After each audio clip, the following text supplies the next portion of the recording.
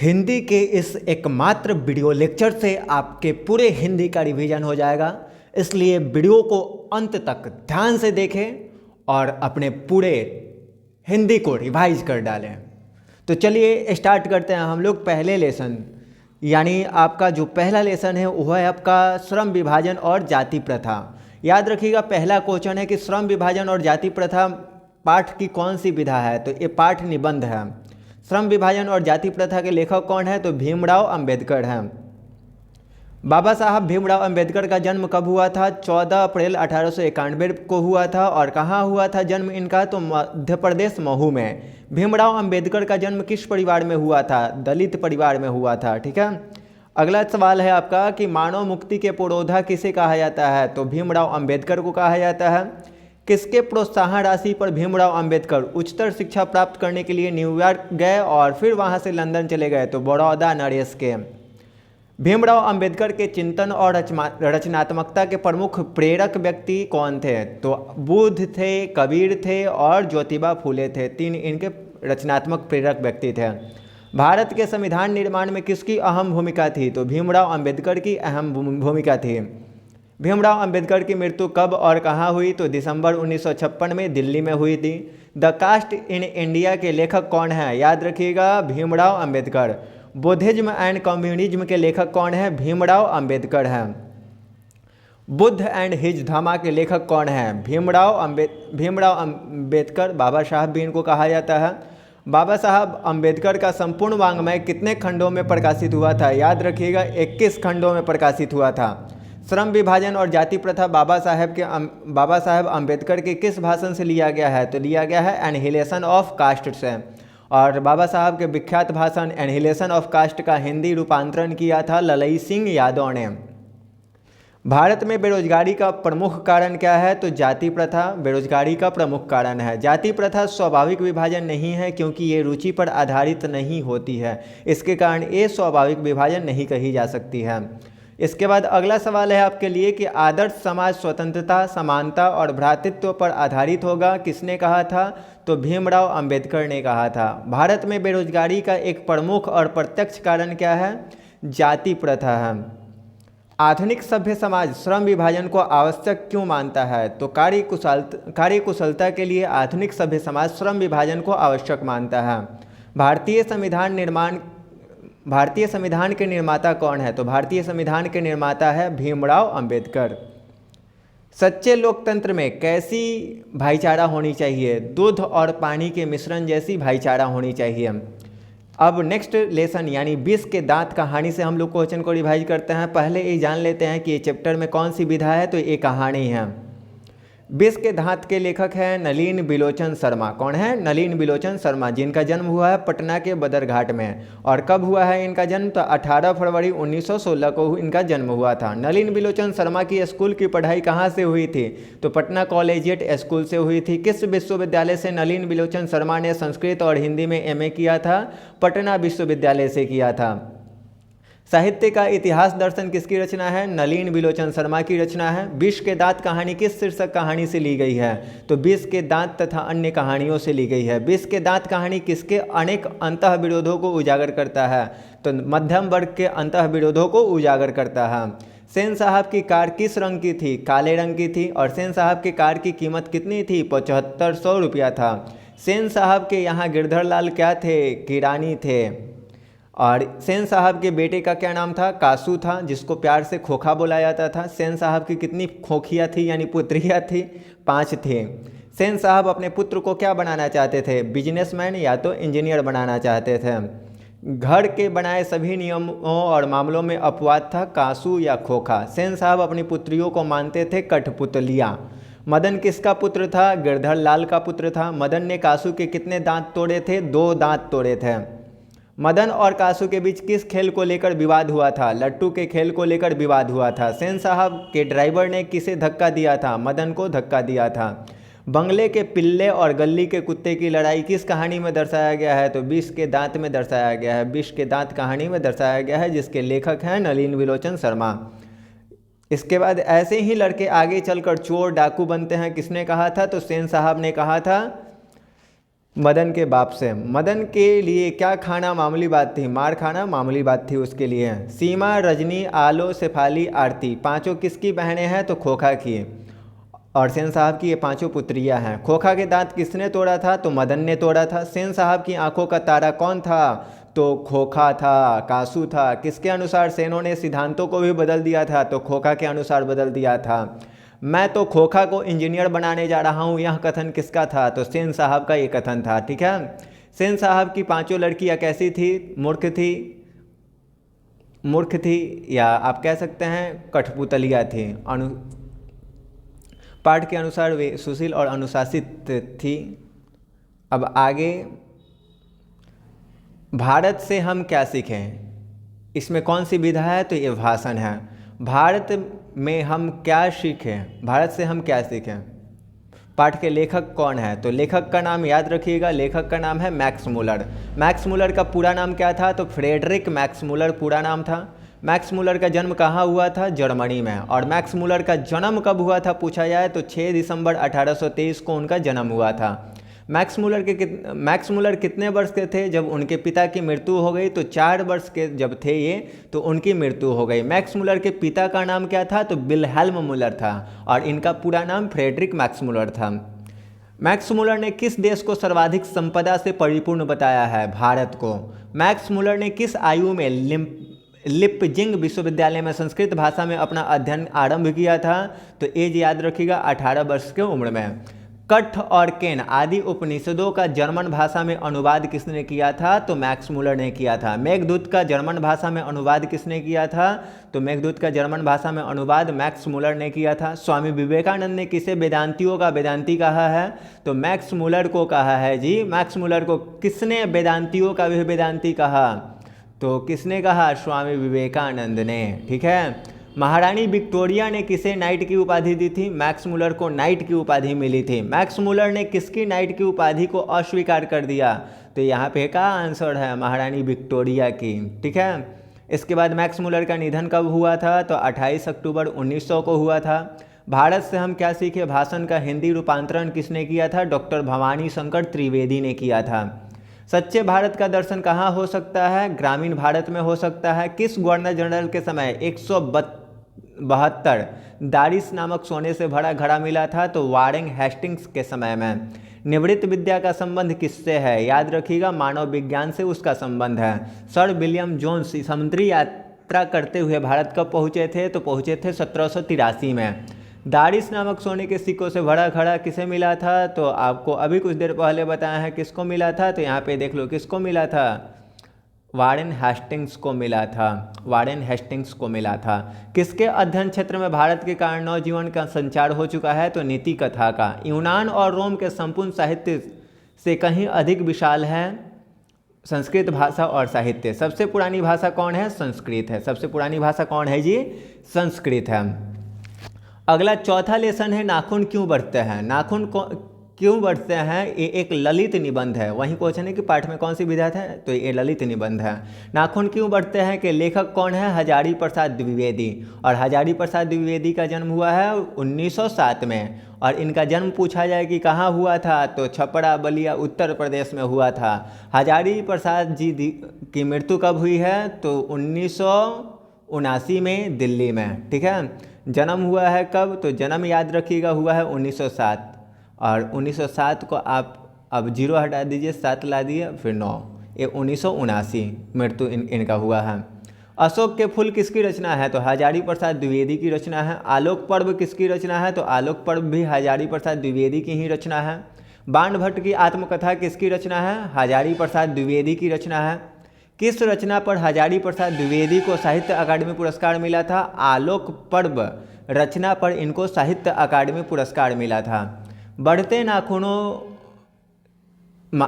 नाखून हमें किसकी याद दिलाते हैं? तो पार्श्विक प्रवृत्ति का, पशुता का याद दिलाते हैं। नाखून क्यों बढ़ते हैं? यह प्रश्न लेखक से किसने पूछा था? तो उसकी छोटी लड़की ने उनसे पूछा था। नाखून क्यों बढ़ते हैं? यह निबंध किस ग्रंथ से लिया गया है? तो द्विवेदी ग्रंथावली से लिया गया है। पुराने का मोह सब समय वांछनीय ही नहीं होता, यह पंक्ति किस शीर्षक पाठ से लिया गया है? नाखून क्यों बढ़ते हैं से लिया गया है। किस देश के लोग बड़े बड़े नाखून रखना पसंद करते थे? तो गौड़ देश के लोग। अनाम दास का पोथा उपन्यास किस लेखक की कृति है? तो हजारी प्रसाद द्विवेदी की कृति है। हजारी प्रसाद द्विवेदी ने निर्लज अपराधी किसे कहा है? नाखूनों को निर्लज अपराधी कहा है। किसने कहा था कि सब पुराने अच्छे नहीं होते और सब नए खराब नहीं होते हैं? किसने कहा था? कालिदास ने कहा था। दधीची मुनि की हड्डी से बना था इंद्र का ब्रज। इंद्र का ब्रज किससे बना था? तो दधीची मुनि की हड्डी से। हजारी प्रसाद द्विवेदी द्वारा रचित पाठ कौन सा है? तो आप अभी पढ़े हैं, नाखून क्यों बढ़ते हैं। सहजात वृत्ति किसे कहते हैं? अनजान स्मृतियों को सहजात वृत्ति कहा जाता है। नाखून का बढ़ना किसका परिणाम है? तो मनुष्य की अंध सहजात वृत्ति का या पार्श्विक प्रवृत्ति का। अब पांचवा लेसन का रिवीजन करते हैं हम लोग। नागरी लिपि है जो कि निबंध है। पहला क्वेश्चन ही है कि नागरी लिपि पाठ में कौन सी विधा है? तो निबंध है। नागरी लिपि पाठ के लेखक कौन है? गुणाकर मूले हैं।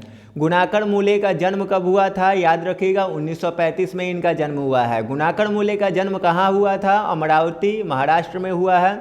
गुणाकर मूले का निधन कब हुआ था? 2009 में हुआ है। 1935-2009 याद रखिएगा। खगोल विज्ञान, अंतरिक्ष विज्ञान, विज्ञान का इतिहास इत्यादि किसकी रचना है? गुणाकर मूले की रचना है। किसकी 2500 से अधिक लेख तथा 30 पुस्तकों का प्रकाशन हो चुका है? गुणाकर मूले की। अक्षरों की कहानी किसकी रचना है? गुणाकर मूले की है। प्राचीन भारत के महान वैज्ञानिक किसकी रचना है? गुणाकर मूले की है। मेंडलीफ महान वैज्ञानिक, सौर मंडल, सूर्य, नक्षत्र, लोक, भारतीय लिपियों की कहानियाँ, अंतरिक्ष यात्रा, ब्रह्मांड परिचय इत्यादि किसकी रचना है? तो ये भी गुणाकर मूले की ही है। नागरी लिपि पाठ गुणाकर मूले की किस पुस्तक से ली गई है? तो भारतीय लिपियों की कहानियाँ से लिया गया है। देवनागरी लिपि के प्रारंभिक लेख कहाँ से प्राप्त हुए? दक्षिण भारत से प्राप्त हुए थे। हिंदी तथा इसकी विविध बोलियाँ किस भाषा में बोली जाती है? देवनागरी लिपि में बोली जाती है। 15वीं सदी के विजयनगर के शासकों ने अपने लेखों के लिए किस लिपि का प्रयोग किया था? नंदी नागरी लिपि का प्रयोग किया था। दोहा कोश किसकी रचना है? सरहपाद की ये रचना है। रामायण की रचना किस भाषा में हुई है? संस्कृत भाषा में हुई है। तमिल, मलयालम, तेलुगु, कन्नड़ भाषाएं हैं। दक्षिण भारत की ये भाषाएं हैं। हिंदी के आदि कवि कौन है? तो हिंदी के आदि कवि हैं सरहपाद। नागरी लिपि के लेख कब से मिलने लगे थे? 9वीं सदी से मिलने लगे थे। भारत में बेतमा दानपत्र किस समय का है? तो 1020 ईस्वी का है। विजयनगर के शासकों के लेख किस लिपि में मिलते हैं? नंदी नागरी लिपि में मिलते हैं। परमार शासक भोज कहाँ के रहने वाले थे? धारा नगरी के रहने वाले थे। करीब कितने वर्ष पहले पहली बार देवनागरी लिपि के टाइप बने? 2 सदी पहले। केरल के शासकों ने अपने सिक्के पर देवनागरी लिपि में क्या लिखवाया? तो वीर केरलस्य लिखवाया था। बहादुर पाठ की कौन सी विधा है? तो कहानी है बहादुर। बहादुर के लेखक कौन है? तो अमरकांत है। अमरकांत का जन्म कब हुआ था? जुलाई 1925 में हुआ था। अमरकांत का जन्म कहाँ हुआ था? तो नगर बलिया, उत्तर प्रदेश में। अखिल भारतीय कहानी प्रतियोगिता में किसकी कहानी को दीप्ति कलेक्टरी से पुरस्कृत किया गया था? तो अमरकांत की। जिंदगी और जो किसकी रचना है? अमरकांत की है। इसके बाद देश के लोग, मौत का नगर, मित्र मिलन, कुहासा आदि किसकी रचना है? अमरकांत की रचना है। लेखक के लड़के का नाम था किशोर। लेखक की पत्नी का क्या नाम था? निर्मला। ये जो अमरकांत है उसकी पत्नी का क्या नाम था? निर्मला। बहादुर ने किसे पीटा? भैंस को पीटा था। और उसके बाद बहादुर से मार खाकर भैंस भागी भागी किसके पास आई? तो उसकी मम्मी के पास आई। और उसके बाद बहादुर अपने घर से, और उसके बाद मम्मी इसकी बना तरीके बहादुर को मारी। बहादुर अपने घर से कितने रुपए लेकर भाग आया था? 2 रुपये लेकर भाग आया था नेपाल से। अपनी माँ से मार खाकर बहादुर कहाँ छुप गया? झाड़ियों में छुप गया। बहादुर को लेखक के घर कौन लाया था? लेखक के साले ने लाए थे। उसके बाद बहादुर लेखक के यहाँ क्या था? तो नौकर था। बहादुर की उम्र कितनी थी? 12 वर्ष थी। बहादुर किशोर से मार खाकर चुपचाप करने में खड़े हो गया। बहादुर पर रिश्तेदारों ने कौन सा इल्ज़ाम लगाया? चोरी का। बहादुर पर कितने रुपए की चोरी के इल्ज़ाम लगे थे? 11 रुपये। बहादुर लेखक को क्या कहता था? बाबूजी कहता था। बहादुर के हाथ से क्या गिरकर टूट गया? सिलवटा। बहादुर के क्या नहीं बनाने पर निर्मला ने उसे पीटा? रोटी ना बनाने पर निर्मला ने उसे पीटा था। बहादुर कहाँ का रहने वाला था? नेपाल का। बहादुर का पूरा नाम था दिल बहादुर। बहादुर अपने घर से क्यों भागा था, माँ की मार के कारण भागा था। बहादुर का बाप कहाँ मारा गया, युद्ध में मारा गया था। लेखक की पत्नी के रिश्तेदार किस दिन आए थे, रविवार के दिन आए थे। बहादुर कितने वर्ष का था, तो 12 से 13 वर्ष का था। परंपरा का मूल्यांकन अगला लेसन। इसमें आप याद रखिएगा ये पाठ का कौन सा विधा है, तो निबंध है ये। परंपरा के मूल्यांकन पाठ के निबंधकार कौन है, रामविलास शर्मा है। रामविलास शर्मा का जन्म हुआ है 10 अक्टूबर 1912। रामविलास शर्मा का जन्म हुआ है उन्नाव उत्तर प्रदेश के उच्च गांव सानी में। रामविलास शर्मा किस विश्वविद्यालय के अंग्रेजी विभाग के अध्यापक रहे, लखनऊ विश्वविद्यालय में। रामविलास शर्मा किस विश्वविद्यालय में कुलपति के रूप में रहे, तो आगरा विश्वविद्यालय में रहे थे। रामविलास शर्मा का निधन कब हुआ था, 30 मई 2000 में हुई थी दिल्ली में। निराला की साहित्य साधना किसकी रचना है, रामविलास शर्मा की रचना है। रामविलास शर्मा को किस कृति के लिए साहित्य अकादमी पुरस्कार मिला था, निराला की साहित्य साधना की कृति के लिए। भारतेंदु हरिश्चंद्र प्रेमचंद्र और उनका युग, भाषा और समाज इत्यादि के लेखक कौन है, तो रामविलास शर्मा है। भौतिकवाद का अर्थ भाग्यवाद नहीं है। यहाँ किस निबंध की पंक्ति है, परंपरा का मूल्यांकन का। परंपरा का ज्ञान किसके लिए आवश्यक है, तो जो लकीर के फकीर ना होकर क्रांतिकारी साहित्य की रचना करना चाहते हैं उनके लिए परंपरा का ज्ञान आवश्यक है। जार शाही कहाँ स्थित है, तो रूस में जार शाही स्थित है। रूस के सम्राट को जार कहा जाता था। साहित्य के निर्माण में प्रतिभाशाली मनुष्यों की भूमिका है निर्णायक भूमिका है। जातीय अस्मिता की दृष्टि से भारत का इतिहास जो है इतिहास का जो प्रभाव है कैसा है, तो विच्छिन्न और अविच्छिन्न है। साहित्य की परंपरा का पूर्ण ज्ञान किस व्यवस्था में संभव है, तो समाजवादी व्यवस्था में संभव है।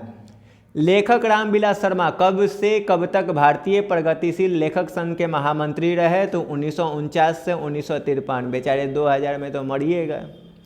सामाजिक विकास क्रम में सामंती व्यवस्था की अपेक्षा किस भाषा को अधिक प्रगतिशील कहा जा सकता है, तो पूंजीवादी सभ्यता में। किस सभ्यता को, यहाँ पे देखो, सामाजिक विकास के क्रम में सामंती व्यवस्था की अपेक्षा किस सभ्यता को अधिक प्रगतिशील कहा जा सकता है, तो पूंजीवादी व्यवस्था को। मनुष्य और परिस्थिति का संबंध किससे है, द्वंद्वात्मक है। उसके बाद हिंदी आलोचना को वैज्ञानिक दृष्टि प्रदान करने का श्रेय दिया जाता है रामविलास शर्मा को। किसने सोवियत संघ पर आक्रमण किया था, हिटलर ने किया था रूस पे आक्रमण। यदि मनुष्य परिस्थितियों का नियामक नहीं है, तो परिस्थितियां भी मनुष्य की नियामक नहीं है। जीत मैं निरखत हूँ, ये एक इंटरव्यू है, साक्षात्कार है। इंटरव्यू इसको कह सकते हैं, इंटरव्यू ये लिया गया है। उसके बाद ये कहानियाँ वहाँ से निकली हुई है। सोवियत संघ के लोग हिटलर विरोधी संग्राम को क्या कहते हैं, महाराष्ट्रीय संग्राम कहते हैं। अस्मिता का क्या अर्थ होता है, पहचान होता है। जीत मैं निरखत हूँ पाठ में कौन सी विधा है, तो ये साक्षात्कार है। जीत मैं निरखत हूँ पाठ के रचनाकार हैं पंडित बिरजू महाराज। पंडित बिरजू महाराज का जन्म हुआ है 4 फरवरी 1938 को। पंडित बिरजू महाराज का जन्म कहाँ हुआ था, तो लखनऊ में हुआ था। पंडित बिरजू महाराज कितने वर्ष के थे जब उनके पिता का देहांत हो गया, तो 9.5 वर्ष के जब ये थे तो इनके पिता की देहांत हो गया था। पंडित बिरजू महाराज के चाचा का क्या नाम था, तो शंभू महाराज नाम था। पंडित बिरजू महाराज के गुरु कौन थे, तो उनके पिताजी थे। पंडित बिरजू महाराज अपना जज किसे मानते थे, तो अम्मा को। जब पंडित बिरजू महाराज को संगीत नाटक अकादमी अवार्ड मिला था तब उनकी उम्र कितनी थी, तो उस समय उनकी उम्र थी मात्र 27 साल। पंडित बिरजू महाराज खुद को किसके शागिर्द मानते थे, तो पिताजी के। पंडित बिरजू महाराज को किसने गांडा बांधा था, तो पिताजी ने बांधा था। पंडित बिरजू महाराज किसके पर्याय माने जाते हैं, तो नृत्य के। पंडित बिरजू महाराज के नृत्य की शैली कौन सी थी, तो थी कथक। कथक नृत्य में ये माहिर थे। पंडित बिरजू महाराज का जन्म लखनऊ के किस पीढ़ी में हुआ था, तो 7वीं पीढ़ी में हुआ था। पंडित बिरजू महाराज की कितनी बहनें थी, 3 बहनें थी। पंडित बिरजू महाराज की सबसे छोटी बहन उनसे कितनी वर्ष बड़ी थी, 8 वर्ष बड़ी थी। पंडित बिरजू महाराज की सबसे बड़ी बहन उनसे कितने बड़ी थी, तो 15 वर्ष बड़ी थी। सबसे छोटी वाली 8 साल बड़ी थी और सबसे बड़ी वाली 15 साल बड़ी थी। और इनकी बहनों की संख्या कितनी थी, तो 3 थी। अब आगे जो सवाल है वो है कि पंडित बिरजू महाराज को संगीत भारती लेकर कौन गया था, तो कपिला जी लेकर गए थे। पंडित बिरजू महाराज ने अंतिम बार अपने पिताजी के साथ कहाँ प्रोग्राम दिया था, मैनपुरी में दिया था। पंडित बिरजू महाराज ने कितने प्रोग्राम करके अपने पिताजी का 13वाई कराया, तो 2 प्रोग्राम करके। पंडित बिरजू महाराज ने 2 प्रोग्राम पर कितने रुपए कमाए थे, 500 रुपये। पंडित बिरजू महाराज किसे अपना शागिर्द मानते थे? सरस्वती को मानते थे। और ये शागिर्द किसके थे? तो अपने पिताजी के शागिर्द थे। और इनके शागिर्द कौन थी? तो सरस्वती। उसके बाद आगे है कि बिरजू महाराज को तालीम किसने दी थी? बाबूजी ने। बिरजू महाराज किस शैली के नर्तक थे? कथक के थे। बिरजू महाराज की ख्याति किस रूप में है? नर्तक के रूप में। शंभू महाराज बिरजू महाराज के कौन थे? चाचा थे। हलकारे का अर्थ होता है संदेशवाहक। नेपाल में बिरजू महाराज के एक रिश्तेदार थे जिनका नाम था झुमक लाल। जब दिल्ली में हिंदू मुस्लिम दंगे होने लगे तो डर के मारे बिरजू महाराज और उनकी अम्मा कहाँ चले गए? तो चले गए थे लखनऊ। बिरजू महाराज का संबंध है कथक नृत्य से।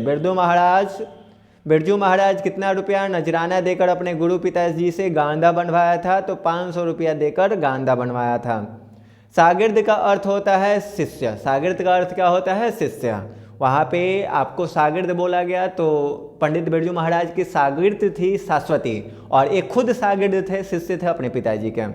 अब 9वां लेसन का रिवीजन करते हैं जिसका नाम है आबिन्यो, जो कि एक ललित रचना है। यहाँ पे विधा पूछ रहा है ना, तो विधा के लिए आप याद रखिएगा आबिन्यो एक ललित रचना है। आबिन्यो के लेखक कौन है जी?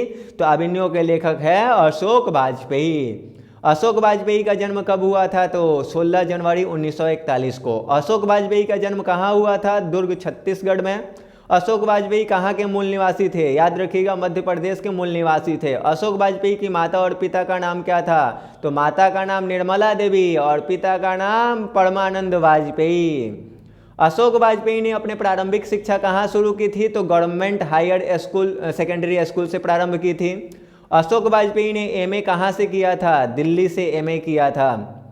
किसके लगभग 3 दर्जन मौलिक और संपादक कृतियां प्रकाशित हुई? अशोक वाजपेयी की। एक पतंग अनंत में किसकी रचना है? अशोक वाजपेयी की रचना है। तत्पुरुष, कहीं नहीं वहीं थोड़ी सी जगह इत्यादि किसकी रचना है? अशोक वाजपेयी की रचना है। आबिन्यो कहाँ स्थित है? दक्षिण फ्रांस में। आबिन्यो क्या है? तो दक्षिण फ्रांस का एक मध्ययुगीन ईसाई मठ है। लेखक कितने वर्ष पहले आबिन्यो गए थे? 10 वर्ष पहले गए थे। लेखक आबिन्यो में कितने दिन रुके? 19 दिन रुके।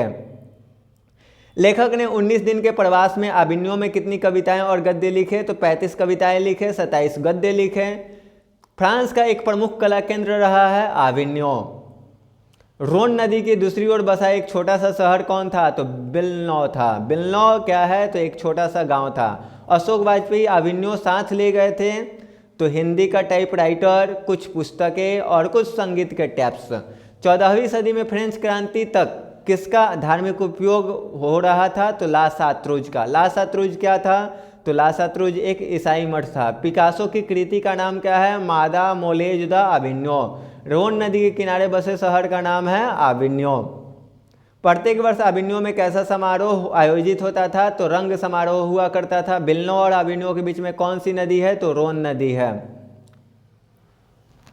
आबिन्यो क्या है? एक ईसाई मठ है। आबिन्यो में रहकर लगभग 30 संयुक्त कविताएं लिखने वाले अति यथार्थवादी कवि हैं कौन? तो आंद्रे ब्रेता, रेने शॉ, पॉल एलुआर, ये सब। इसके बाद अशोक वाजपेयी की ललित रचना है तो आबिन्यो है जी, ललित रचना। आबिन्यो दक्षिण फ्रांस में रोन नदी के किनारे बसा कैसा शहर है? तो पुराना शहर है। लेखक आबिन्यो किस लिए गए थे? तो रंग समारोह में भाग लेने के लिए गए थे। पीटर ब्रुक का विवादग्रस्त महाभारत पहले पहल कहाँ प्रस्तुत किया जाने वाला था? तो आबिन्यो में प्रस्तुत किया जाने वाला था। ला सात्रुज को किसने बनवाया था? फ्रेंच शासकों ने बनवाया था ला सात्रुज को। कार्थ्यूसियन संप्रदाय का एक ईसाई मठ है, ला सात्रुज है। जारशाही कहाँ है? तो रूस में जारशाही है। आबिन्यो किस नदी पर स्थित है? रोन नदी के तट पर स्थित है आबिन्यो। अशोक वाजपेयी को नदी किनारे किसकी कविता याद आती है? तो विनोद कुमार शुक्ल की कविता याद आती है। अशोक वाजपेयी नदी की तुलना किससे करते हैं? तो कविता से करते हैं। अशोक वाजपेयी को नदी के किनारे विनोद कुमार शुक्ल की कौन सी कविता याद आती है? नदी चेहरे लोगों के। मछली एक कहानी है। यहाँ पे देख लीजिए 10वां लेसन आपका अब स्टार्ट हो रहा है रिवीजन के लिए। तो मछली में कौन सी विधा है? याद रखिएगा, एक कहानी है। मछली के लेखक हैं विनोद कुमार शुक्ल। विनोद कुमार शुक्ल का जन्म हुआ था 1 जनवरी 1937 को। विनोद कुमार शुक्ल का जन्म कहाँ हुआ था? राजनांदगांव छत्तीसगढ़ में। विनोद कुमार शुक्ल किस विश्वविद्यालय के एसोसिएट प्रोफेसर थे? तो इंदिरा गांधी कृषि विश्वविद्यालय के थे। नौकर की कमीज उपन्यास विनोद कुमार शुक्ल की ही रचना है। पेड़ पर कमरा और महाविद्यालय किसकी दो प्रसिद्ध कहानी है? विनोद कुमार शुक्ल की। विनोद कुमार शुक्ल को रघुवीर सहाय स्मृति पुरस्कार कब मिला था? 1997 में मिला था। विनोद कुमार शुक्ल को साहित्य अकादमी पुरस्कार कब मिला? 1990 में मिला था। मछली कहानी किस कहानी संग्रह से लिया गया है? महाविद्यालय से लिया गया है। लेखक के घर मछली कौन खाता था? तो उसके पिताजी खाते थे। पिताजी ने बाजार से कितनी मछलियाँ लाई थी? 3 मछलियाँ लाई थी। पिताजी द्वारा बाजार से लाई गई 3 मछलियों में कितनी मछली मरी हुई थी? तो 1 मछली मरी हुई थी। मछलियों के लिए मसाला कौन पीस रहा था? कौन पीस रही थी? माँ पीस रही थी। लेखक को मछली खाने से किसने मना किया था? तो माँ ने। इसके बाद नेक्स्ट क्वेश्चन है कि मछली को कौन काट रहा था? भग्गू। मछली छूते हुए कौन हिचक रहा था? संतू। और बच्चे मछली लेकर कहाँ घुस गए? तो एक पतली गली में घुस गया, क्योंकि बरसात आने वाला था। बच्चों के मन में मछली के प्रति क्या अभिलाषा थी? तो एक मछली को कुएं में छोड़कर बड़ा करने की अभिलाषा थी। किसने कहा था मरी हुई मछली की आंखों में परछाई नहीं दिखती है? दीदी ने। मछली की तरह कौन तड़प रहा था? दीदी तड़प रही थी। मछली की कहानी में दीदी का प्रेमी कौन था? तो नरेन था। पिताजी ने भग्गू से किसकी हाथ तोड़ने के लिए कहा? नरेन का। अरे अरे कहता हुआ संतू के पीछे कौन भागा? तो भग्गू। भग्गू पीछे भागा। संतू क्या लेके भागा था? तो मछली लेके भागा था इनार में डालने के लिए। मोहरा नदी शहर से कितनी दूर है? तो 3 मील दूर है। घर में कौन हल्की हल्की सिसकियाँ ले रही थी? दीदी। पूरे घर में कैसे गंध आ रही थी? मछलियों की गंध आ रही थी। लेखक अपने पिता से क्या मांगना चाहता है? तो मछली मांगना चाहता है। मछली कहानी में किस वर्ग की जीवन चर्चित है? मध्यम वर्ग का। खरीदेगा मछली में कितनी मछलियाँ जिंदा थी? 2। मरी हुई 1 थी। पिताजी किससे नाराज थे? तो नरेन से। किससे बुआ? नरेन से। संतू किस कहानी का पात्र है? मछली। परिवार के किस सदस्य ने मछली जैसे समानता दिखाई पड़ती है? परिवार के किस सदस्य में मछली जैसी समानता दिखाई पड़ती है? तो दीदी में। महाविद्यालय नामक कहानी संग्रह किसकी रचना है? विनोद कुमार शुक्ल की है। मछली किस प्रकार की कहानी है? मनोवैज्ञानिक कहानी है। संतू मछली लेकर क्यों भागा? कुएं में छोड़ने के लिए। संतू भीगने से बचने के लिए कहाँ खड़ा हो गया? तो मकान के नीचे छाजा जवान होता है वहाँ खड़ा हो गया था। अब 11वां लेसन का रिवीजन कर लो मेरे साथ। नौबत खाने में इबादत एक व्यक्ति चित्र है। ये नौबत खाने में इबादत पाठ की कौन सी विद्या है? तो व्यक्तिगत चित्र है। नौबत खाने में इबादत पाठ के लेखक हैं यतीन्द्र मिश्र। यतीन्द्र मिश्र का जन्म हुआ है 1977 में। यतीन्द्र मिश्र का जन्म कहाँ हुआ था? तो अयोध्या उत्तर प्रदेश में हुआ था। यतीन्द्र मिश्र ने हिंदी भाषा और साहित्य में एमए किस विश्वविद्यालय से किया था? तो लखनऊ विश्वविद्यालय से किया था। किस लेखक को राजीव गांधी एकता पुरस्कार, रजा पुरस्कार, हेमंत स्मृति कविता पुरस्कार, ऋतुराज सम्मान पुरस्कार आदि से सम्मानित किया गया? तो यतीन्द्र मिश्र को। बिस्मिल्लाह खां क्या बजाते थे? तो शहनाई बजाते थे। शहनाई वही जो शादी में बजता है। बिस्मिल्लाह खां का जन्म कब और कहाँ हुआ था? तो बिहार के डुमरांव में 1916 में हुआ था। बिस्मिल्लाह खां के परदादा कौन थे? तो उस्ताद सल्लार हुसैन थे। सुशीर वाद्य यंत्रों में शाह की उपाधि किसे दी जाती है? तो शाह की उपाधि दी जाती है शहनाई को। बिस्मिल्लाह खां नमाज में क्या मांगते हैं? तो मालिक एक सुर बख्श दे, यही मांगते हैं। बिस्मिल्लाह खां के साथ मुस्लिम धर्म का कौन सा पर्व जुड़ा हुआ है? तो मुहर्रम जुड़ा हुआ है। कौन सा पर्व जुड़ा हुआ है? मुहर्रम। ठीक है। बिस्मिल्लाह खां जब भी कहीं प्रोग्राम करते तो किस ओर मुंह करके शहनाई बजाते थे? तो विश्वनाथ और बालाजी मंदिर की दिशा की ओर। संस्कृत की पाठशाला है काशी। बिस्मिल्लाह खां का मतलब होता है बिस्मिल्लाह खां की शहनाई। बिस्मिल्लाह खां को मिल चुका था भारत रत्न पुरस्कार। बाबा विश्वनाथ और बिस्मिल्लाह खां एक दूसरे के थे पूरक थे। कौन सा शहर आज भी संगीत के स्वर पर जागती है? काशी शहर अभी भी संगीत के स्वर पर जागती है। कहाँ मरने पर मंगल माना जाता है? काशी में मरना मंगल माना जाता है। किस व्यक्ति को संगीत नाट्य अकादमी पुरस्कार, पद्म भूषण पुरस्कार, भारत रत्न से नवाजा गया? तो बिस्मिल्लाह खां को नवाजा गया था। नौबत खाने में इबादत पाठ के केंद्र में कौन है? तो बिस्मिल्लाह खां है। इबादत का अर्थ होता है उपासना, उर्दू वर्ड है। बिस्मिल्लाह खां का संबंध है शहनाई से। फटा सूर ना बख्शे लुगिया का क्या, आज फटी तो कल सिल जाएगी। उपयुक्त कथन किस कहानी का है, किसका है, तो बिस्मिल्लाह खां का। कथन किसका है, तो बिस्मिल्लाह खां का। शास्त्रों में आनंद कानन के नाम से प्रतिष्ठित है काशी। नौबत खाने का अर्थ होता है प्रवेश द्वार के ऊपर मंगल ध्वनि बजने का स्थान। नौबत खाने में इबादत पाठ में लेखक ने किनका व्यक्तिगत चित्र प्रस्तुत किया है, तो बिस्मिल्लाह खां का व्यक्तिगत चित्र प्रस्तुत किया है। बिस्मिल्लाह खां के बचपन का नाम क्या था, कमरुद्दीन या अमीरुद्दीन। उस्ताद बिस्मिल्लाह खां को रियाज के लिए कहाँ जाना पड़ता था, तो पुराना बालाजी मंदिर जाना पड़ता था। 5 से 6 वर्ष दुमराव में बिताकर कमरुद्दीन कहाँ आ गए, तो काशी आ गए थे। शहनाई बजाने के लिए किसका प्रयोग होता है, रीड नरकट का। रसूलन बाई थी, गायिका थी रसूलन बाई। बिस्मिल्लाह खां के परदादा उस्ताद सल्लार हुसैन कहाँ के निवासी थे, तो दुमराव के निवासी थे। अमीरुद्दीन कमरुद्दीन किसका नाम था, तो बिस्मिल्लाह खां का ही नाम था। अरब देश में फूंक कर बजाए जाने वाले वाद्य यंत्र जिसमें नारी होती है को क्या कहते हैं, तो नय कहते हैं। यतेंद्र मिश्र ने गीतकार गुलजार की कविताओं का संपादन किस नाम से किया है, तो यार जुलाहे नाम से। अब लास्ट लेसन हिंदी के कहानी सेक्शन का है शिक्षा और संस्कृति, जो कि इसमें विधा है शिक्षा शास्त्र, और इसके लेखक का नाम है महात्मा गांधी, पूजनीय महात्मा गांधी, जिनका जन्म हुआ है 2 अक्टूबर 1869। महात्मा गांधी का जन्म कहाँ हुआ, तो पोरबंदर गुजरात में हुआ है इनका जन्म। इनके पिता का नाम था करमचंद गांधी, इनकी माता का नाम था पुतली बाई, और प्रारंभिक शिक्षा इनका पोरबंदर और उसके आसपास से हुई है। महात्मा गांधी वकालत की पढ़ाई करने के लिए कब और कहाँ गए, तो 4 दिसंबर 1888 को लंदन यूनिवर्सिटी गए थे ये। महात्मा गांधी का विवाह किसके साथ हुआ, तो कस्तूरबा गांधी के साथ हुआ था। गांधी जी दक्षिण अफ्रीका में कब से कब तक रहे थे, 1893 से 1914 तक रहे थे। गांधी जी दक्षिण अफ्रीका से वापस कब आए, 1915 में। गांधी जी को महात्मा की उपाधि किसने दी थी, तो रविन्द्रनाथ टैगोर या ठाकुर ने दी थी। गांधी जी ने रविन्द्रनाथ ठाकुर या टैगोर को किसकी उपाधि दी, गांधी ने यहाँ पे गांधी को रविन्द्रनाथ ठाकुर ने किसकी उपाधि दी थी, तो बापू की उपाधि दी थी। हिंद स्वराज, सत्य के साथ मेरा प्रयोग आदि किसकी पुस्तकें हैं, तो गांधी जी की पुस्तकें हैं। हरिजन, यंग इंडिया आदि पत्रिका किसकी है, तो गांधी जी की ही है।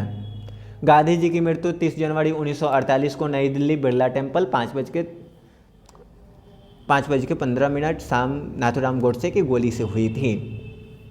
गांधी जी की स्मृति में हम कौन सा दिवस मनाते हैं, अहिंसा दिवस मनाते हैं। बापू कहकर कृतज्ञ राष्ट्र किन्हें याद करता है, महात्मा गांधी को। अंतर्राष्ट्रीय स्तर पर अहिंसा दिवस मनाया जाता है 2 अक्टूबर को। अंग्रेजों के खिलाफ अहिंसा का पहला प्रयोग गांधी जी ने दक्षिण अफ्रीका में किया था। महात्मा गांधी और रंग भेद के विरुद्ध किया था, याद रखिएगा। महात्मा गांधी के अनुसार उदात्त और बढ़िया शिक्षा क्या है, तो जो अहिंसक प्रतिरोध होता है वो उदात्त और बढ़िया शिक्षा है। आध्यात्मिक शिक्षा से गांधी जी का क्या तात्पर्य है, हृदय की शिक्षा। कौन चाहते थे कि सभी देश की संस्कृति की हवा उनके घर के पास बहती रहे, गांधी जी। शेक्सपियर किस भाषा के कवि हैं, तो अंग्रेजी। टॉलस्टॉय कौन थे, रूसी लेखक थे। मेरा धर्म कैद खाने का धर्म नहीं है, यह किसका कथन है, तो महात्मा गांधी का कथन है। मेरा धर्म कैद खाने का धर्म नहीं है, यह पंक्ति किस शीर्षक पाठ में है, तो शिक्षा और संस्कृति का है। तो एक गद्य सेक्शन अब समाप्त होता है। इसके बाद हम लोगों का स्टार्ट होगा पद्य सेक्शन। पद्य सेक्शन यानी कविता वाला पोर्शन स्टार्ट होगा। इसमें पहला लेसन का नाम है राम नाम बिनु बिरथे जगी जन्मा, और एक कैसा, इसमें कौन सा विधा है, तो ये कविता है। इसके लेखक कवि कौन है, तो गुरु नानक जी हैं।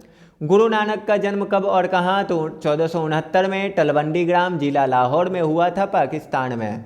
किनका जन्म स्थान नानकाना साहब के नाम से प्रसिद्ध है, तो गुरु नानक का। गुरु नानक के पिता का नाम क्या था, कालू चंद खत्री नाम था। गुरु नानक के माता का नाम तृप्ता देवी था, पत्नी का नाम था सुलक्षणा।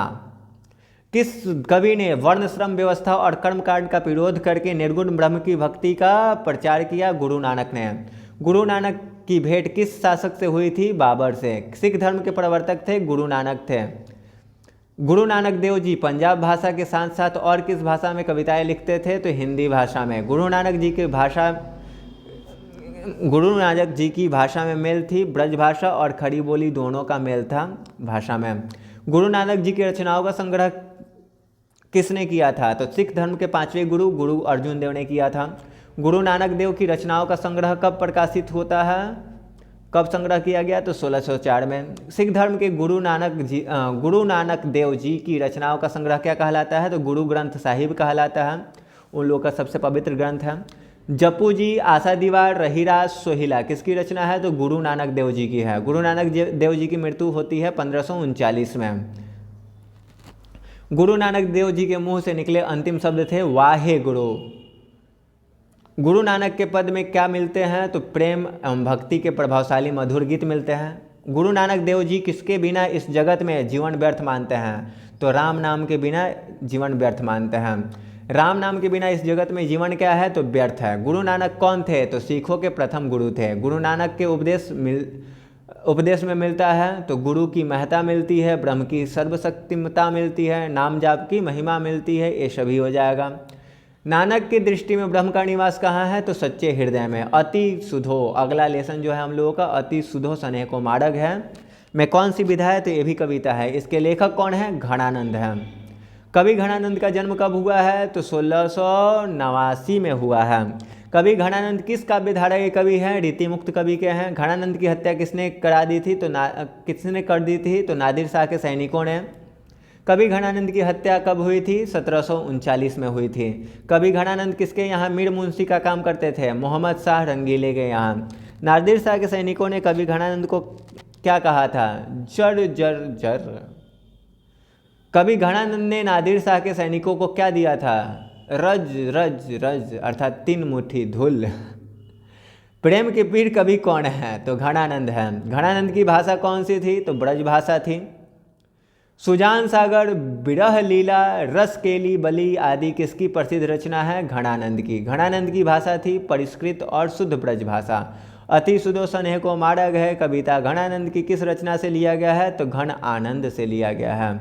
आंसू विहीन ले बरसों के कवि कौन है, घनानंद है। तुम कौन धो पाटी पढ़े हो, कहो मन लेहू पै देहू छटाक नहीं। पक्ति किस कविता की है, तो अति सुधो स्नेह को मार्ग है। कवि ने पर्जन्य किसे कहा, तो पर्जन्य कहा बादलों को। घनानंद के अनुसार कौन सा मार्ग अति सीधा और सरल है, तो स्नेह का मार्ग अति सीधा और सरल है। घनानंद की कविता में किसकी गहरी व्यंजना है, तो प्रेम की पीड़ा है, मस्ती है, वियोग है, सब है। कवि के अनुसार परहित के लिए कौन देह को धारण करता है, तो मेघ। रीति मुक्त काव्यधारा के सिरमौर कवि हैं घनानंद। कुंजन का अर्थ क्या होता है, तो कुंजन का अर्थ बगीचा होता है। घनानंद रचित तो अत्यंत प्रसिद्ध क्या है, तो सवैया और घनाक्षरी। तीसरा लेसन का रिवीजन करते हैं हम लोग प्रेम अयनी श्री राधिका का। प्रेम अयनी श्री राधिका पाठ में कौन सी विधा है, तो ये भी कविता है। इसके लेखक हैं रस खान। रस खान का जन्म दिल्ली के किस राजवंश में हुआ, तो पठान राजवंश में। रस खान दिल्ली से कहाँ चले गए, ब्रजभूमि चले गए थे। रस खान ने किससे पुष्टि मार्ग की दीक्षा ली, तो स्वामी विट्ठलनाथ से। रस खान ने स्वामी विट्ठलनाथ से किसकी दीक्षा ली, तो पुष्टि मार्ग की दीक्षा ली थी। प्रेम वाटिका और सुजान रस खान के रचनाकार कौन है, तो रस खान है। किस ग्रंथ में कृष्ण की भक्ति से संबंधित रचनाएं हैं, सुजान रस खान में। रस खान किस छंद में सिद्ध थे, तो सवैया छंद में। संप्रदाय मुक्त कृष्ण भक्त कवि कौन थे, तो रस खान थे। प्रेम अयनी श्री राधिका कविता के दोहे कहाँ से संकलित हैं, रस खान रचनावली से। रस खान किस काल के कवि हैं, भक्ति काल के कवि हैं। रस खान के सवैयों की भाषा क्या है, तो ब्रज भाषा है। रस खान ने प्रेम वाटिका की रचना कब की थी, 1610 में। रस खान दिल्ली के किस राजवंश में उत्पन्न हुए थे, पठान राजवंश में उत्पन्न हुए थे। किनकी रचनाओं से मुक्त होकर भारतेंदु हरिश्चंद्र ने कहा था, इन मुसलमान हरिजनन पर कोटिन हिंदू वाड़िए। रस खान।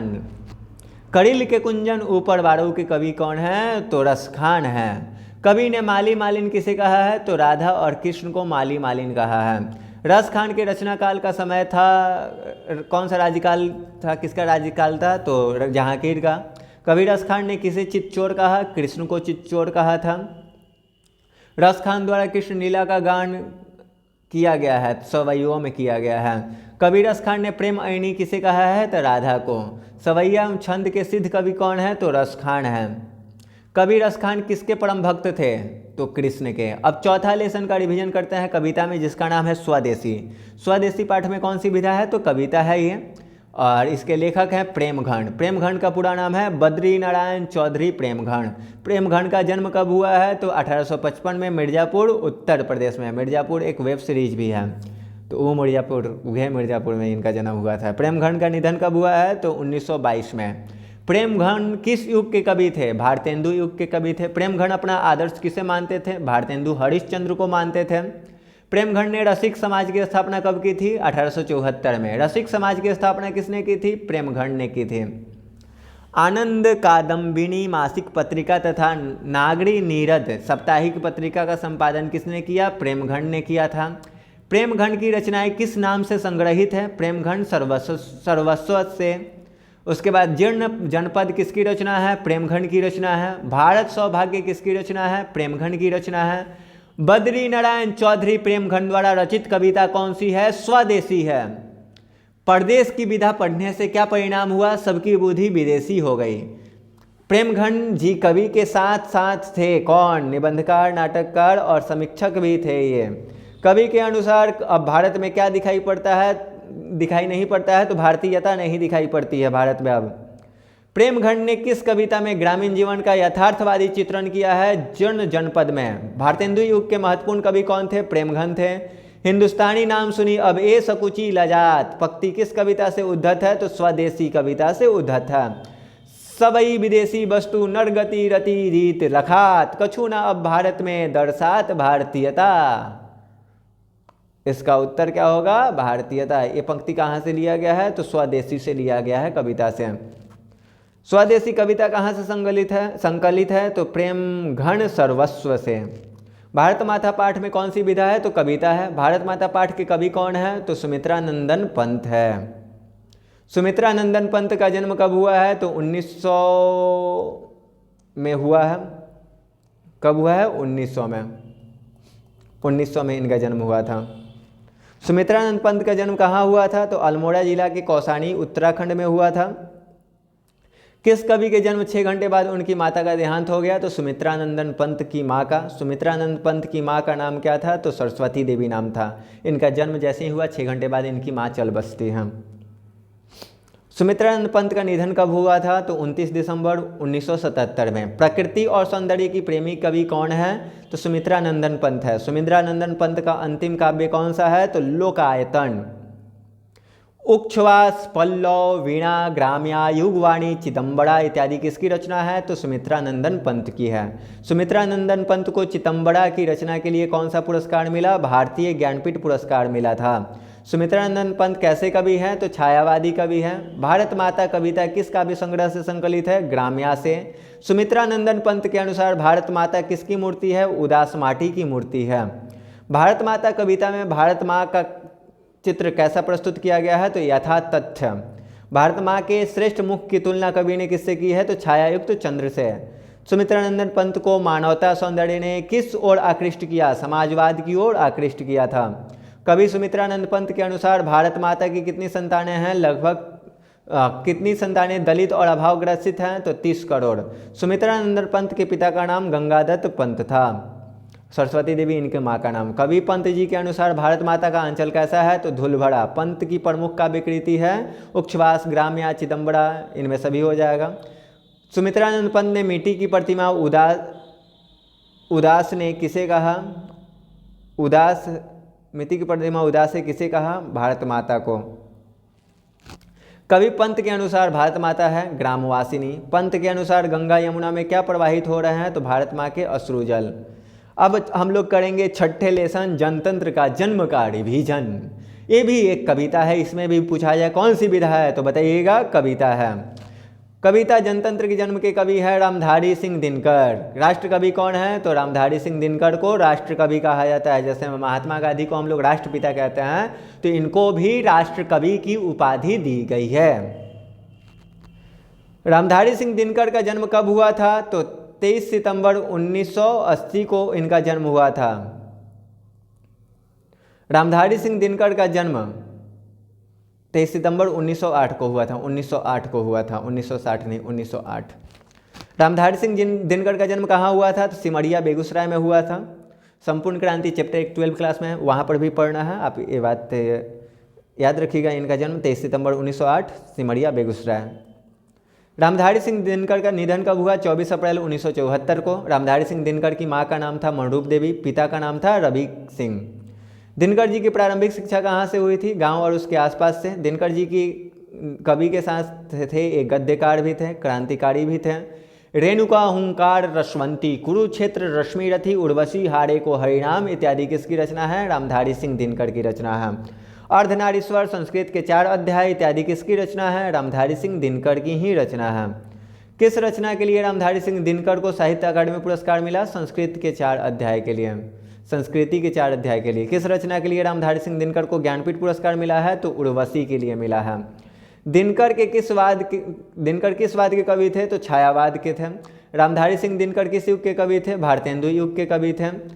कवि दिनकर किसके लिए सिंहासन खाली करने की बात करते हैं? तो जनता के लिए सिंहासन खाली करने की बात करते हैं। कवि दिनकर की दृष्टि में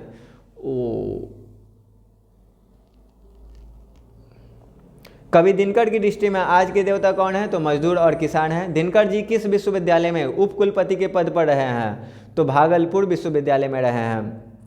कवि दिनकर किन के सिर पर मुकुट धरने की बात करते हैं? तो जनता के। मिट्टी की अबोध मूर्ति कौन है? तो जनता है। कवि के अनुसार किससे महलों की नींव उखड़ जाती है? तो हुंकारों से। फावड़े और हल राजदंड बनने को है, यह पंक्ति किस कविता से ली गई है? जनतंत्र के जन्म से ली गई है। आधुनिक कविता में जनतंत्र के उद्घोष कविता जो है वो कौन है? जनतंत्र का जन्म है। रामधारी सिंह दिनकर किस हाई स्कूल से मैट्रिक की परीक्षा शिक्षा प्राप्त करते हैं? मोकामा घाट रेलवे हाई स्कूल से। राष्ट्रकवि रामधारी सिंह दिनकर प्रमुख कवि थे, छायावाद के थे। रामधारी सिंह दिनकर कहाँ के रहने वाले थे? बिहार के। दिनकर के काव्य का मूल स्वर था ओज एवं राष्ट्रीय चेतना। अगला लेसन जो हम लोगों का है हिरोशिमा है। याद रखिएगा हिरोशिमा पाठ में कौन सी विधा है? तो कविता है। इसके लेखक हैं अज्ञेय जी। अज्ञेय का पूरा नाम है सच्चिदानंद हीरानंद वत्सायन अज्ञेय। अज्ञेय का जन्म हुआ है 7 मार्च 1911 को कसेया कुशीनगर उत्तर प्रदेश में। कसेया गांव का नाम था, कसेया कुशीनगर उत्तर प्रदेश में। पिता का नाम और माता का नाम बताइए। डॉक्टर हीरानंद शास्त्री पिता थे और माता का नाम बेअंती देवी था। और अज्ञेय जी ने प्रारंभिक शिक्षा कहाँ से प्राप्त की? लखनऊ से। कौन सी कवि बहुभाषाविद हैं? तो अज्ञेय जी हैं, सच्चिदानंद हीरानंद वात्सायन अज्ञेय। भग्नदूत, आंगन के पार द्वार, कितनी नावों में कितनी बार, सदा नीरा, विप्थगा इत्यादि किसकी रचना है? तो अज्ञेय की रचना है। अज्ञेय का निधन कब हुआ था? 4 अप्रैल 1987 को हुआ था। आधुनिक साहित्य में एक प्रमुख प्रतिभावान कवि कौन थे? अज्ञेय जी थे। प्रयोगवाद के सूत्रपात कवि कौन है? तो याद रखिएगा अज्ञेय जी हैं। आधुनिक सभ्यता की दुर्दांत मानवीय विभीषिका का चित्रण करने वाली कविता कौन है? तो हिरोशिमा। हिरोशिमा कहाँ स्थित है? जापान में। हिरोशिमा पर परमाणु बम किसने गिराया था? अमेरिका ने। उगते हुए सूर्य का देश किसे कहा जाता है? जापान को। अज्ञेय एक प्रमुख कवि के साथ साथ थे कथाकार, विचारक, पत्रकार, ये सभी थे। अज्ञेय किस काल के प्रमुख कवि हैं? तो आधुनिक काल के प्रमुख कवि हैं। हिरोशिमा कविता किस काव्य संग्रह से संकलित है? सदा नीरा। अज्ञेय का मूल निवास कहाँ था? तो करतारपुर पंजाब था। कवि की दृष्टि में किसका रचा हुआ सूर्य मानव को भाप बनाकर सूख गया? मानव का भाप बनाकर सूख गया, तो मानव का। हिरोशिमा कविता किसका चित्रण करता है? आधुनिक सभ्यता की दुर्दांत मानवीय विभीषिका का। तार सप्तक के संपादक अज्ञेय जी हैं। अज्ञेय के अनुसार एक दिन सहसा सूरज कहाँ निकला? नगर के चौक पर निकला। अज्ञेय किस काव्य धारा के कवि हैं? प्रयोगवाद के। शेखर एक जीवनी किसकी उपन्यास है? अज्ञेय की। नगर के द्वीप किस कवि की रचना है? सच्चिदानंद हीरानंद वात्सायन अज्ञेय की रचना है। धूप बरसी पर अंतरिक्ष में नहीं, फटी मिट्टी से। उसके बाद अगला चैप्टर हम लोग रिवीजन करेंगे एक वृक्ष की हत्या का। याद रखिएगा एक वृक्ष की हत्या एक कविता है, इसके लेखक हैं कुंवर नारायण। और कुंवर नारायण का जन्म कब हुआ था? तो याद रखिएगा 29 सितंबर 1927 को लखनऊ उत्तर प्रदेश में। चक्रव्यूह कोई दूसरा नहीं इन दिनों इत्यादि किसकी रचना है? तो एक कुंवर नारायण की रचना है। नगर संवेदना के कवि कौन है? कुंवर नारायण है। एक वृक्ष की हत्या कुंवर नारायण के किस कविता संग्रह से लिया गया है? तो इन दिनों से लिया गया है। कवि ने किसे बूढ़ा चौकीदार कहा है? तो वृक्ष को कहा है। नदियों को क्या होने से बचाना चाहिए? नाला होने से बचाना चाहिए। हवा को क्या होने से बचाना चाहिए? धुआं होने से। खाना को क्या होने से बचाना चाहिए? जहर होने से। जंगल को क्या होने से बचाना चाहिए? मरुस्थल होने से। मनुष्य को क्या होने से बचाना चाहिए? जंगल होने से। कविता में पेड़ की डाल की तुलना कवि ने किससे की है? तो राइफल से। राइफल से खूटा ठोकाला, खूटा न ठोकाला, यहाँ तुलना कोई ले बड़न केकर कविता में जौन कवि बड़न उ केकर से राइफल की तुलना करते हैं? तो पेड़ के डाल से। एक वृक्ष की हत्या कविता में कवि शहर को किससे बचाने की बात करते हैं? नादिरों से।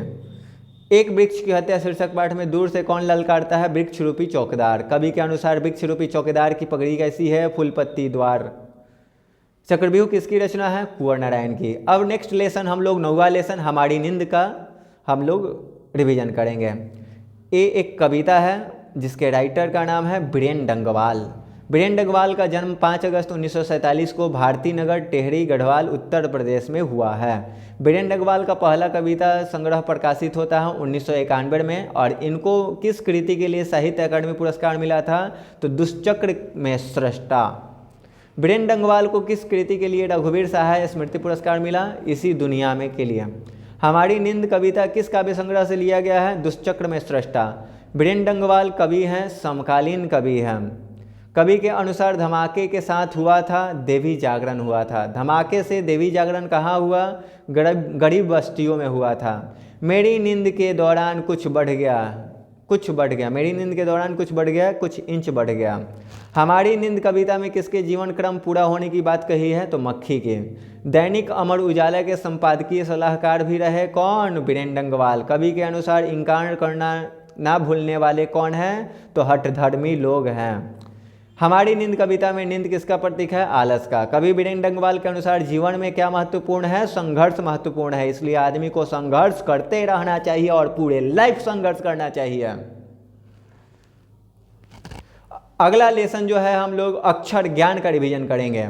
अक्षर ज्ञान पाठ में कौन सी विधा है? तो कविता है। अनामिका का जन्म कब और कहाँ हुआ है? तो 17 अगस्त 1961 में हुआ था इनका जन्म। और अक्षर ज्ञान की लेखिका जो है अनामिका है। कौन है? अनामिका। अनामिका का जन्म कहाँ हुआ है? मुजफ्फरपुर बिहार में। अनामिका ने किस विश्वविद्यालय से अंग्रेजी में MA किया था? तो दिल्ली विश्वविद्यालय से। गलत पत्ते की चिट्ठी, बीजाक्षर, मानचित्र किसकी रचना है? तो अनामिका की है। व्यक्ति की विकास कथा का प्रथम अक्षर क्या है? तो विफलताओं का छलके आंसू, विफलताओं पर छलके आंसू। कवित्री अनामिका के अनुसार चौखट में बेटे का क्या अटता नहीं? तो क अटता नहीं था। अक्षर ज्ञान की कविता बच्चों के किस स्तर की शिक्षण प्रक्रिया से संबंधित है? तो प्रारंभिक शिक्षण प्रक्रिया से। अक्षर ज्ञान कविता में किस मनोवैज्ञानिक का आधार लिया गया है? तो बाल मनोविज्ञान। लौट कर आऊँगा फिर अगला 11वां लेसन। ये एक कविता है जिसके लेखक हैं कवि हैं जीवनानंद दास। जीवनानंद दास किस भाषा के कवि हैं? बांग्ला भाषा का कवि हैं। जीवनानंद दास का निधन एक दुर्घटना में हुआ था कब? 1954 में। जीवनानंद दास के कितने काव्य संकलन प्रकाशित हुए थे? 6। जीवनानंद दास की किस कविता को प्रबुद्ध आलोचकों द्वारा रविंद्रोत्तर युग की श्रेष्ठतम प्रेम कविता की संज्ञा दी गई है? वनलता सेन के द्वारा। जीवनानंद दास की कविता को श्रेष्ठ काव्य ग्रंथ का पुरस्कार कब मिला था? 1952 में मिला था। लौट कर आऊँगा फिर कविता किसके द्वारा भाषांतरित किया गया? प्रयाग शुक्ल के द्वारा। और लौट कर आऊँगा फिर पाठ में कवि कहाँ लौटने की बात करता है? तो बंगाल में लौटने की बात करता है। अब हम लोग बात करेंगे अपने वर्णिका सेक्शन का। इसमें 5 गो लेसन है और 5 गो लेसन देखना चुटकियों में कैसे हम लोग रिवीजन करते हैं। दही वाली मंगमा के लेखक हैं श्रीनिवास।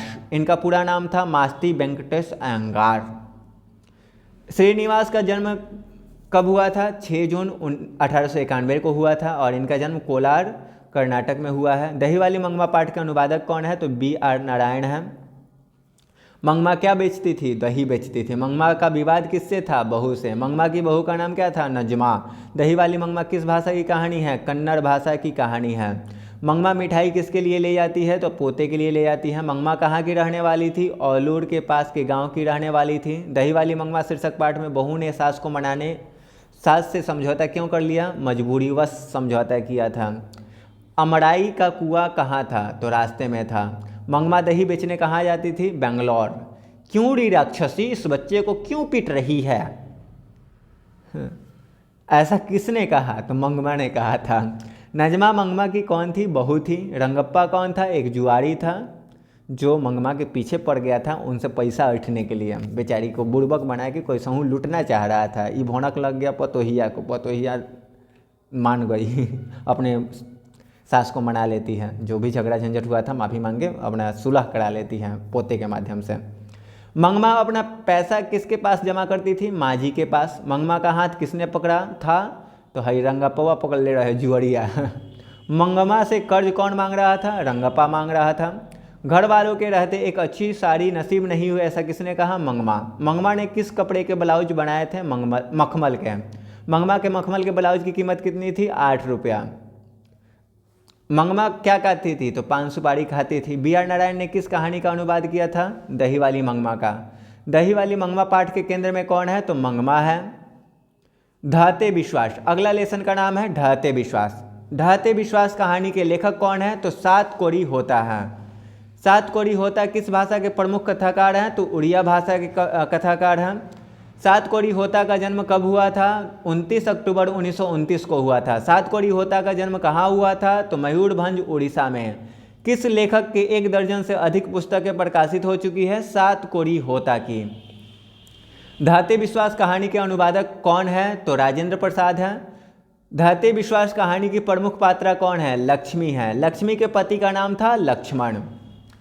लक्ष्मण कहाँ काम करता था? कोलकाता में। लक्ष्मी के पूर्वज लक्ष्मी के लिए कितने बीघा खेत छोड़ गए थे? तो 1 बीघा। लक्ष्मी के ससुर कहाँ मारे गए? तो बांध में काम करते हुए, बांध का निर्माण करते हुए उनकी ससुर का निधन हो गया। लक्ष्मी का घर किस बांध के नीचे था? तो देवी बांध के नीचे। ढहते विश्वास कहानी में किसका प्रकोप दिखाया गया है? बाढ़ का। लक्ष्मी के बड़े पुत्र का नाम था अच्युत। महाराज अयाती केसरी ने किस शहर को बचाने के लिए पत्थर के बांध बनवाए थे? भुवनेश्वर शहर को। लक्ष्मी किसके यहाँ काम करती थी? तहसीलदार के यहाँ काम करती थी। लक्ष्मी के गांव का पढ़ाकू लड़का कौन था? गुणनिधि था। नाम से ही दाड़ा लगा था नु कि एकरा भी गुण हो बढ़ेगे, गुणनिधि याद रखिए। बाढ़ आने की खबर सबसे पहले किसे बतानी थी? सरपंच साहब को। लक्ष्मी के कुल कितनी संतानें थे? 4।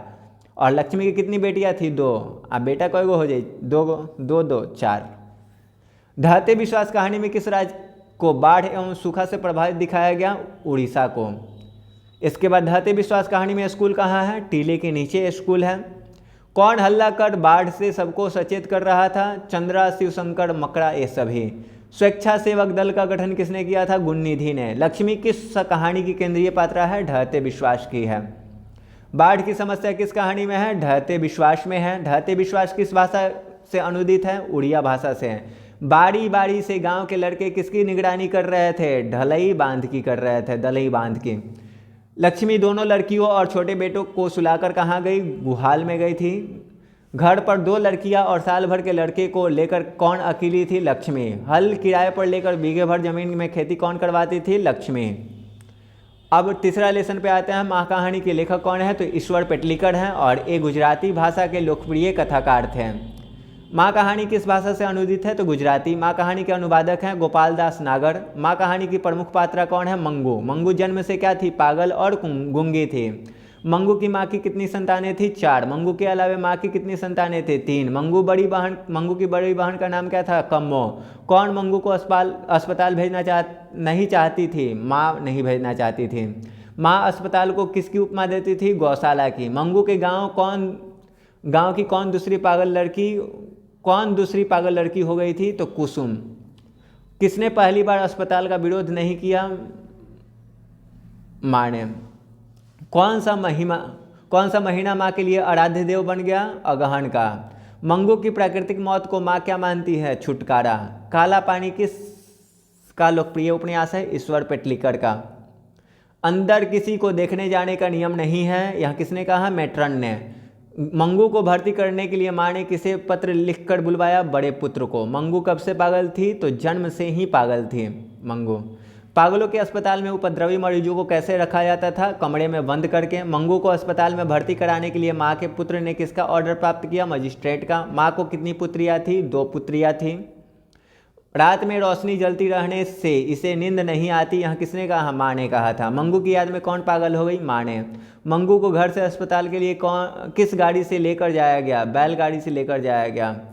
मंगू को अस्पताल छोड़कर माँ घर वापस कब आई? 10:45, 11:45 बजे। अब नगर कहानी का हम लोग रिवीजन करते हैं। इसके लेखक हैं सुजाता। सुजाता का वास्तविक नाम है एस रंगराजन, सुजाता रंगराजन। सुजाता का जन्म कब हुआ है? तो 3 मई 1935 को। सुजाता का जन्म कहाँ हुआ था? चेन्नई, तमिलनाडु में। नगर कहानी के अनुवादक कौन है? तो के जमुना है। नगर कहानी किस भाषा से अनुदित है? तो तमिल भाषा से अनुदित है। किस लेखक के 25 से अधिक कृतियाँ प्रकाशित हो चुकी है? सुजाता का। पांडे लोगों की दूसरी राजधानी कौन थी? तो मदुरई थी। नगर कहानी के मुख्य पात्रा कौन थी? पप्पाती। पप्पाती किसकी पुत्री थी? बली अम्माल की पुत्री थी। पप्पाती को इलाज के लिए कहाँ भेजा गया था? तो मदुरई भेजा गया था। बली अम्माल के गांव का नाम क्या था? तो मुन्नाडीपट्टी था। पप्पाती किस रोग से ग्रसित थी? मेनिंजाइटिस। उसके बाद किसके कहने पर पप्पाती अस्पताल में भर्ती नहीं हो पाई? तो बड़े डॉक्टर के लिए। इसके बाद बड़े डॉक्टर साहब कहाँ से पढ़कर आए थे? ब्रिटेन से। हेड नर्स का नाम था मिरांडा। बली अमाल की बेटी को लेकर सुबह कितने बजे बुलाया गया था? तो सुबह 7:30 बजे। बली अमाल को कितने नंबर कमरे में भेजा गया? 48 नंबर। पप्पाती को लेकर माँ किस रंग के रिक्शे में वापस आई? पीले रंग की। पप्पाती के लिए बली अमाल ने किस मंदिर में मन्नत मांगी थी? वेदीश्वरन मंदिर में। तुलनात्मक व्याकरण किसकी रचना है? सुजाता की। पहले दिन पप्पाती को क्या हुआ था? बुखार हुआ था। पप्पाती किस पर लेटी थी? स्ट्रेचर पर लेटी थी। पप्पाती बेहोश क्यों पड़ी थी? तेज बुखार के कारण। पप्पाती की उम्र थी 12 वर्ष। I want death girl admitted now, ऐसा किसने कहा था? बड़े डॉक्टर ने कहा था। नगर कहानी किस भाषा से अनुदित है? तमिल भाषा से। वली अमाल कहाँ के डॉक्टर से पप्पाती को लेकर मदुरई जाने को कहा था? गांव के डॉक्टर ने कहा था। लाइन में खड़े होकर कौन अपने मृत पति को कोस रही थी? बली अमाल। अब 5वां लेसन और हिंदी का ये लास्ट लेसन, और पूरे हिंदी को हम लोग अब जा रहे हैं समाप्त करने हैं। इसलिए एक बार बोलो प्यार से, अनूप भैया की जय। तुम लोग नहीं बोला, हम अपने से बोल दिए हैं, कोई बात नहीं। चलो रिवीजन करो 5वां लेसन का। धरती कब तक घूमेगी, इस पाठ के लेखक कौन है? सावरदैया। धरती कब तक घूमेगी किस भाषा से अनुदित है? राजस्थानी। सावरदैया किस भाषा के सफल कहानीकार हैं? राजस्थानी। धरती कब तक घूमेगी कहानी के अनुवादक कौन है? सावरदैया। धरती कब तक घूमेगी इस बात की मुख्य पात्रा है, इस कविता की मुख्य पात्रा जो है वो कौन है? सीता। सीता के कितने पुत्र थे? 3 पुत्र थे। सीता के सबसे बड़े लड़के का नाम था कैलाश। सीता के सबसे छोटे लड़के का नाम था बिरजू। क्या नाम था? बिरजू।